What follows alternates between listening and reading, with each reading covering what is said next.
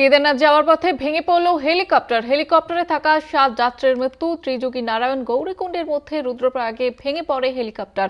দুর্ঘটনার কারণ এখনো পর্যন্ত জানা যায়নি। আপনাদের আবারও একবার জানিয়ে রাখবো, দুর্ঘটনার কারণ জানতে তদন্ত শুরু হয়েছে। তবে 7 জন যাত্রীর মৃত্যু হয়েছে এই দুর্ঘটনায়, এমনই খবর পাওয়া যাচ্ছে। হেলিকপ্টারে থাকা 7 জন যাত্রীর মৃত্যু। কেদারনাথ যাওয়ার পথে ভেঙে পড়ল হেলিকপ্টারে থাকা 7 যাত্রীর মৃত্যু। ত্রিযোগী নারায়ণ গৌরীকুণ্ডের মধ্যে রুদ্রপ্রয়াগে ভেঙে পড়ে হেলিকপ্টার। দুর্ঘটনার কারণ এখনো পর্যন্ত জানা যায়নি।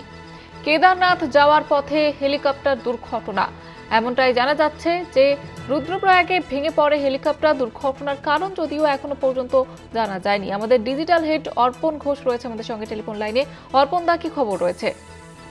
দেখো জমিদা, যে বিষয়টি জানিয়ে রাখি সেটা হচ্ছে, বারবার প্রশ্ন উঠছে যে কিভাবে হেলিকপ্টার ভেঙে পড়লো এবং সেই কারণটা খুঁজে বের করার চেষ্টা চলছে। ইতিমধ্যে ইনভেস্টিগেশন শুরু হয়ে গিয়েছে। তবে প্রাথমিকভাবে যেটা মনে করা হচ্ছে যে ওভারলোড, অর্থাৎ উত্তরাখণ্ডে যে ধরনের হেলিকপ্টারগুলো যায় সেখানে সাধারণত 4 জন যাত্রী নিয়ে যাওয়া যায়। আজকের যাত্রী সংখ্যা ছিল 6 জন এবং একজন পাইলট ছিল, অর্থাৎ সব মিলিয়ে 7 জনের যেহেতু হেলিকপ্টারটা ছিল সেখানে ওভারলোডের বিষয়টি বারবার সামনে আসছে। এবং সবচেয়ে বড় কথা যে এখানে বেসরকারি যে সমস্ত হেলিকপ্টারগুলি রয়েছে সেখানে বারবার বলে দেওয়া হয়েছিল যে ডাবল ইঞ্জিন যাতে ইউজ করা হয়, সে কিন্তু এখানে সিঙ্গেল ইঞ্জিন ইউজ করা হয়েছে, যেটা দুর্ঘটনার অন্যতম কারণ বলে জানা গিয়েছে। তবে যেহেতু ঘটনাটি ঘটেছে সেই নিয়ে তদন্ত শুরু হয়েছে। মুখ্যমন্ত্রী, উত্তরাখণ্ডের মুখ্যমন্ত্রী পরিষ্কারভাবে তিনি জানিয়েছেন যে অবশ্যই তদন্ত হবে। তিনি দুঃখ প্রকাশ করেছেন এবং যে বিষয়টি জানা গিয়েছে জয়িতা, সেটা হচ্ছে আজকে সকালেই কিন্তু কেদারনাথ যাওয়ার পথে এই হেলিকপ্টার ভেঙে যায় এবং তারপরেই 7 জনের মৃত্যুর খবর সামনে এসেছে। ত্রিযোগী নারায়ণ এবং গৌরীকুণ্ডের মাঝামাঝি একটা জায়গাতে রেডার থেকে গায়েব হয়ে গিয়েছিল হেলিকপ্টারটি।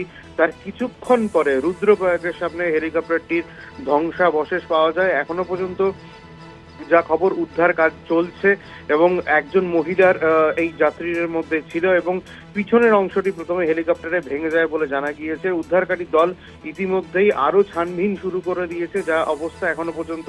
তবে এই আবারও বলছি যে এই দুর্ঘটনা ঘটার প্রাথমিকভাবে মনে করা হচ্ছে যে ওভারলোড।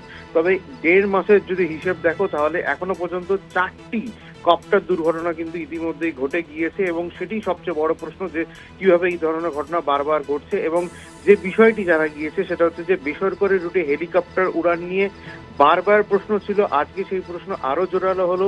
বহন ক্ষমতার চেয়ে বেশি পুণ্যার্থী তোলা হচ্ছে হেলিকপ্টারে। শুধুমাত্র ব্যবসায়িক স্বার্থ, নিরাপত্তার পরোয়া করছে না হেলিকপ্টার সংস্থাগুলি। 4 ধাম যাত্রীকে হেলিকপ্টার ঘিরে ফেললেও বেসরকারি সংস্থাগুলির ওপর কোনো রকম কোনো নিয়ন্ত্রণ নেই বলে বারবার অভিযোগ তোলা হচ্ছে। ইতিমধ্যেই কিন্তু মুখ্যমন্ত্রী দুর্ঘটনাস্থলে পৌঁছবেন বলে জানা গিয়েছে, এখনো পর্যন্ত তিনি পৌঁছননি। তবে এই যে হেলিকপ্টারটি ভেঙে পড়েছে সেটা আরিয়ান এভিয়েশনের সংস্থার বলে জানা গিয়েছে। তবে তদন্ত শুরু হয়েছে, ঘটনাস্থলে এখনো পর্যন্ত তল্লাশি চালানো হচ্ছে। জয়িতা, ধন্যবাদ জানাবো অর্পণ দা।